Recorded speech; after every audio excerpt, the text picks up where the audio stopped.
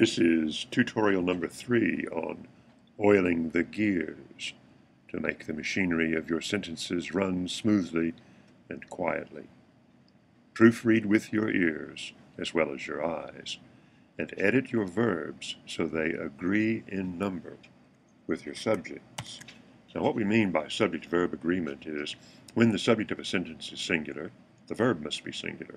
When the subject is plural or compound, the verb must be plural.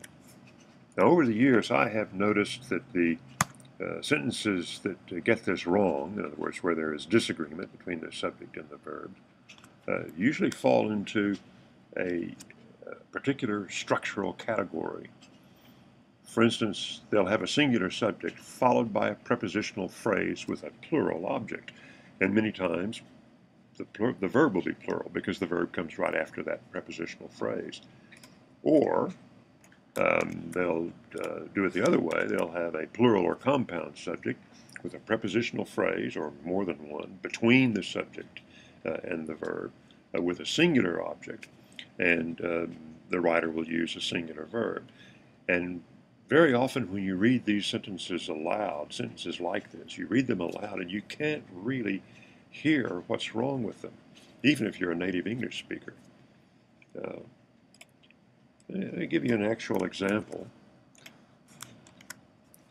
Understanding that fully and acting on it is essential for success in every aspect of business.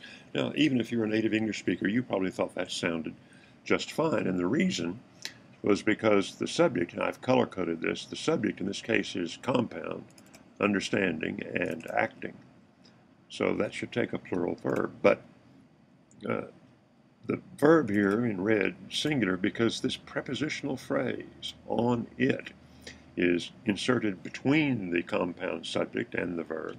And because the object of the prepositional phrase, it, is singular, the writer has used the singular verb, is.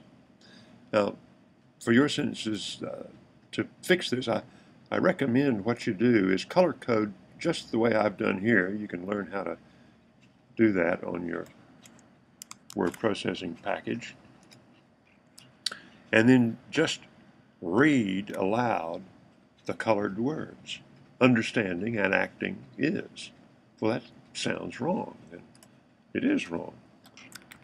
So you change the verb to plural, are, and read only the colored words aloud. Understanding and acting are. And that sounds right, and it is right. Now let's look at another example, which is a bit trickier because it has more than one prepositional phrase between the subject and the verb. The state of the cooling systems in 2 other reactors at Fukushima, numbers 1 and 2, are uncertain. Sounds fine, doesn't it? Not only do you have the plural word systems in the first prepositional phrase of the cooling systems, then you have reactors in the second prepositional phrase, 2 other reactors, and then at Fukushima is singular, but then you have this numbers 1 and 2, which is compound.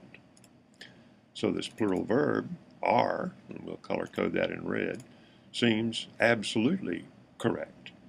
But the subject of this sentence is in fact state. So let's make that blue.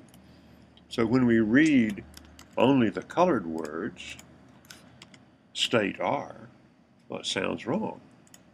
It is wrong.